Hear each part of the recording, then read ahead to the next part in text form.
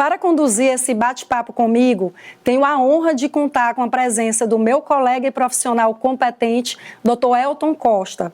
Ele é servidor do TJ Maranhão, lotado na Vara de Família de Caxias, Maranhão, mestre em Direito de Gestão de Conflitos e especialista em Direito de Família e Sucessões, que estará ao meu lado no Família na Real a partir de hoje, na elucidação de alguns temas e trazendo reflexões importantes para essa discussão. Elton, seja muito bem-vindo mais uma vez. Muito feliz que você esteja aqui, meu amigo. Vamos sentar. Seja muito bem-vindo aqui ao nosso Família na Real. Então, Elton, eu queria inicialmente reforçar a minha gratidão por você estar aqui.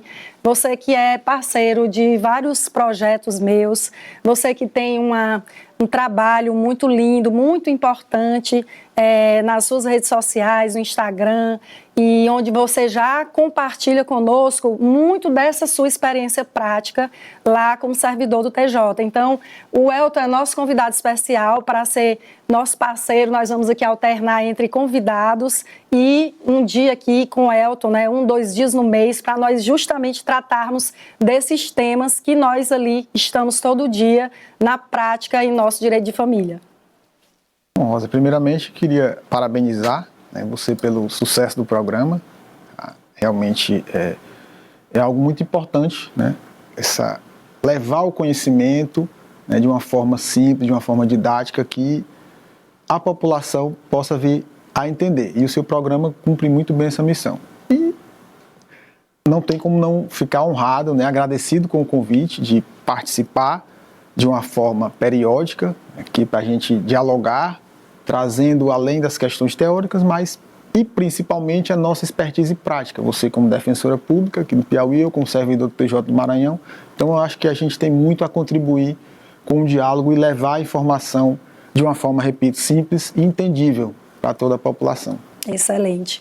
Elton, e como você pôde perceber no início do programa, nós falávamos um pouco sobre a guarda compartilhada.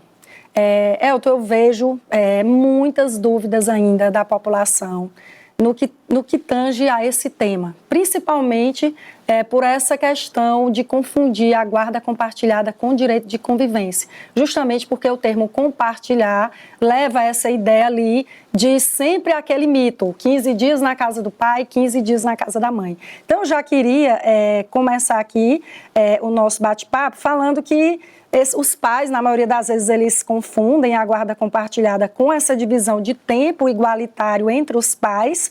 E para que você não diga aí como é que funciona de fato a guarda compartilhada e como ela é definida ali, como define-se a convivência da criança entre os pais. Para a gente já iniciar pelo conceito de guarda. Excelente.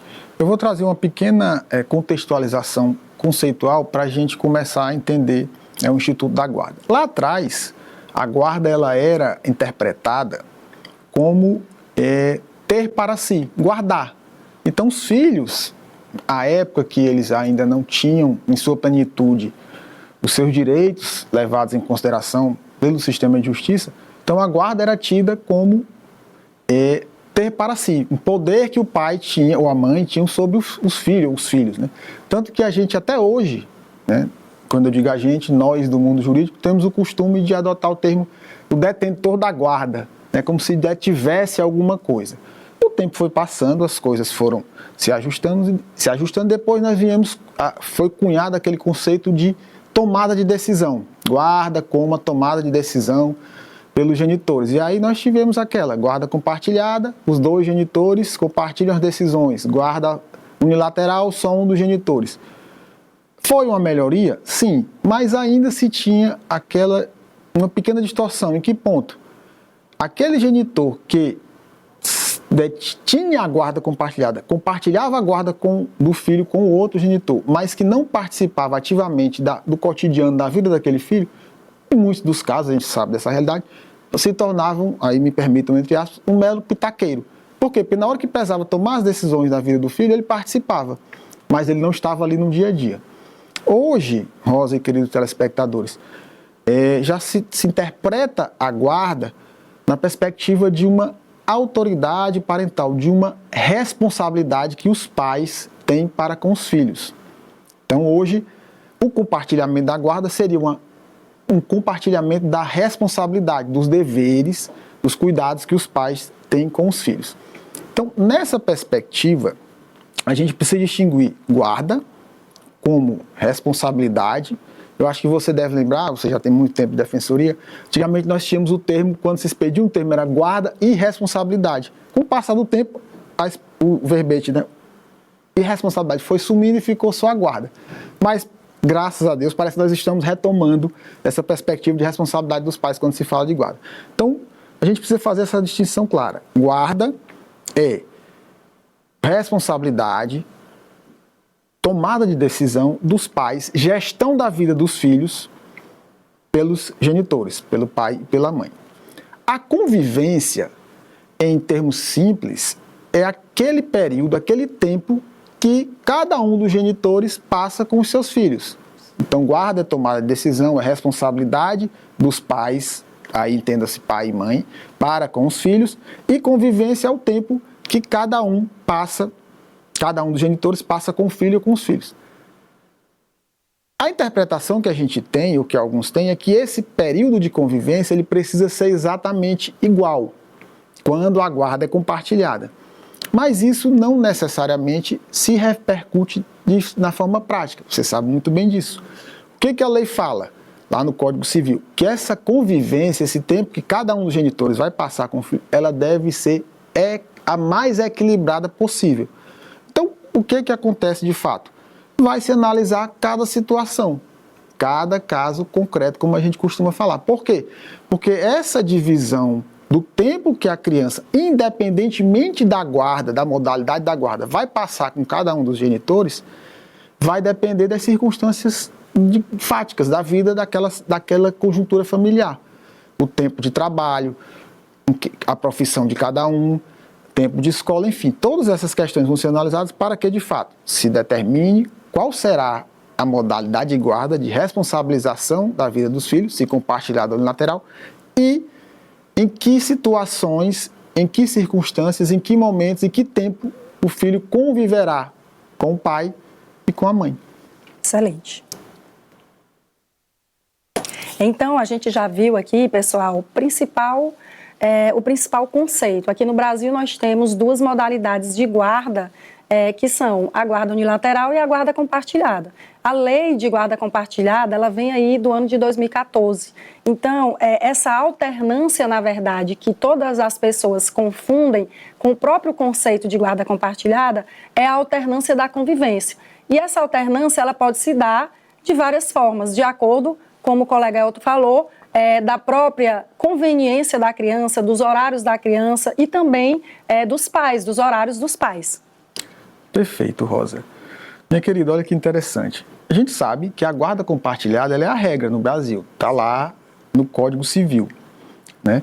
Mas ainda há muita resistência para a sua aplicação efetiva, né? Seja no cotidiano das famílias, seja pelo próprio judiciário, para a aplicação dessa regra, principalmente quando há conflito entre os genitores, né? Então, quais são, na sua visão, os principais desafios para que essa corresponsabilidade realmente aconteça na prática? Elton, e a gente vê que esse tema é muito polêmico. Existem, inclusive, profissionais que não concordam com essa fixação da guarda compartilhada sendo a regra no ordenamento jurídico. Então, nós vamos conversar um pouco sobre isso aqui. E, na prática, eu pontuei alguns fatores aqui que, para mim, né, e certamente você vai poder comentar, são os principais desafios para essa falta de implementação, ou seja, essa dificuldade de se aplicar na prática a guarda compartilhada. Primeiro, a questão da falta de participação ativa dos pais. Nós vemos ali que muitos pais mesmo, o pai, o genitor, ele enxerga a guarda compartilhada apenas como um direito de visita e não como uma real divisão de responsabilidade. Então, a gente viu que compartilhar a guarda é o quê? É dividir essas responsabilidades. Dividir essas responsabilidades, a gente vai ver que pode acontecer até o pai estando no Brasil e a mãe no Japão. Por quê? Porque hoje, com os meios de comunicação, eu posso perfeitamente, Elton, conversar com o pai da minha filha e dizer, olha, Vamos aqui discutir onde é a escola que ele vai estudar. Vamos aqui discutir quais são as atividades extracurriculares que ele vai fazer, onde ele vai morar. Então, isso é dividir as responsabilidades. É acompanhar a criança na escola, é acompanhar a vida da criança. Só que, infelizmente, muitos pais aqui, isso a gente vê na prática, acaba o relacionamento, união estável, casamento, namoro, e eles meio que deixam de lado ali o filho. E eles querem o quê? Combinar, fixar uma visita, que hoje a gente nem fala visita, a gente fala convivência. Exatamente porque quem visita é estranho. Eu visito um amigo, eu visito um colega, eu visito uma pessoa que não, né, mas o meu filho eu preciso conviver. Então, essa é uma das questões que eu vejo. A outra é a resistência cultural. Ainda tem assim, uma ideia enraizada de que a mãe deve ser a principal cuidadora, o que dificulta a real aplicação do compartilhamento. Então, essa resistência cultural, muitas vezes ela existe tanto na cabeça da mãe quanto na cabeça do pai. Por diversas vezes a gente atende algumas mãezinhas que elas têm essa dificuldade de, ao final da relação, elas dividirem as tarefas. Ao passo que elas reclamam que estão sobrecarregadas, elas têm medo. Doutora, ele nunca dormiu com meu filho, ele nunca deu um remédio, ele nunca ficou com a criança, como é que eu vou deixar ele passar uma semana com o nosso filho na casa dele? Quem vai ficar? Então, sempre é um assunto muito complexo, porque envolve em todas essas questões que são muito peculiares a cada família. E uma outra questão muito importante, que talvez seja a pior de todas, é a dificuldade de diálogo entre os pais. A gente vê que muitas vezes na nossa área e quase sempre, os pais eles não se entendem após o final da relação. Eles não conseguem estabelecer o mínimo de respeito para dialogar sobre a vida do filho. Então, como compartilhar a guarda? Como eu vou decidir sobre a gestão dos interesses do meu filho se eu não tenho o menor diálogo com o pai dele? E aí também tem a questão, às vezes, da infraestrutura, da logística, né? Eles moram em locais distantes, ou o judiciário também não consegue fiscalizar aquilo ali, não tem estrutura e as pessoas precisam sempre demandar a justiça. Então, isso tudo dificulta. São algumas aqui questões que eu coloquei que eu vejo mais na prática, Ailton. Perfeito, Rosa, perfeito. Você tocou em alguns pontos bem interessantes. O primeiro deles, a questão da geografia, por assim dizer. O STJ já decidiu mais de uma vez, né, que o fato dos pais, e aí obviamente a criança não tem como ser dividida, ela vai ter que morar com um deles. Quando os pais moram, por exemplo, em cidades diferentes, em países diferentes, o STJ já disse que não tem problema, isso não é um empecilho para quê? Para que se compartilhe a guarda, as responsabilidades, a tomada de decisão. Porque, como você bem frisou, hoje com a tecnologia você consegue conversar, um pai consegue conversar com o filho, uma mãe consegue conversar com o filho pelo telefone. Monitorar, acompanhar, isso é perfeitamente possível. Outro ponto super interessante que você pontuou é a falta de diálogo. Isso aí realmente ainda é um entrave. Por quê? Porque por mais que existam algumas medidas coercitivas para punir, a gente vai até conversar sobre isso lá na frente, né, para punir esse tipo de prática, mas, na realidade, no cotidiano dessas famílias, quando pai e mãe não têm o mínimo de diálogo, isso vai ter uma repercussão fática na vida dessas crianças, independentemente da modalidade da guarda, independentemente do regime convivencial. Se não houver esse mínimo de diálogo entre pai e mãe, após o rompimento, vai ficar muito difícil que essa situação repercuta no que é melhor para o filho. Certo. Elton, agora a gente vai ouvir um pouco as pessoas da rua, especialmente mães que a gente teve acesso, para saber quais são as principais dúvidas em relação ao tema. Hoje é complicado para as próprias crianças, porque os pais, tem muito homem, hoje em dia, não generalizando, mas tem muito homem que atinge a criança para prejudicar a mãe, achando que prejudica a mãe. E eu quero saber assim, se hoje a justiça dando a guarda só para um deles, tipo para a mãe que conserva mais a criança, pensando só na criança, não em ambas as partes. Eu sei que todos os dois têm direito para a justiça dar guarda só para um deles, ao invés de guarda compartilhada. Elton, essa é uma dúvida, né? Isso, inclusive, é uma vontade de muitas mães que vão à defensoria, dizer, doutora Rosa, o que fazer para o juiz fixar a guarda unilateral? Então, eu queria que você comentasse um pouco, se entrando na questão dos conflitos aí entre os pais, se é possível que a guarda compartilhada seja fixada, como a gente conversou, unilateralmente para a mãe ou para o pai. E é impossível a gente não entrar nessas questões de gênero nesse tema, né? Então, por isso é que a gente vem falando sempre aqui, e tem até a questão do protocolo que a gente vai conversar um pouco. Então, a dúvida da mãe foi essa, né? Sim, super interessante, Rosa. E aí, você tinha pontuado agora há pouco sobre uma questão sociocultural, né, que nós vivenciamos e que a mãe, né, é a mais adequada para ser a cuidadora dos filhos, né? Isso nós vimos muito claramente agora na dúvida da telespectadora, né? Ela colocou que a mãe consegue cuidar cultural, mais, né? Então, assim, é uma questão realmente cultural. E não tem como isso não repercutir no sistema de justiça. Isso acaba refletindo nos processos, nas decisões, etc. Então, o que é que o Código Civil fala em relação à guarda unilateral e guarda compartilhada? A regra, como você bem já apontou, é a guarda compartilhada, que ela pode ser excepcionada em 3 situações bem específicas. Quando um genitor não reúne condições de ter responsabilidade, cuidar da vida do filho, quando um dos genitores informa ao juízo no processo que não tem a intenção, não quer, né, participar da vida do filho, das decisões, da gestão da vida do filho, e uma recente decisão de 2023, que é quando há indícios, né, de violência doméstica ou familiar. Então, nessas 3 situações, é que pode-se pensar em afastar a modalidade compartilhada, a cogestão, né, corresponsabilidade dos pais em relação aos filhos, e aplicar a modalidade unilateral, ou seja, somente você vai ser a guardiã, mamãe, ou somente você, papai, vai ser o guardião. Então, isso vai depender muito, aí eu volto a frisar, do contexto, da realidade vivenciada naquela situação.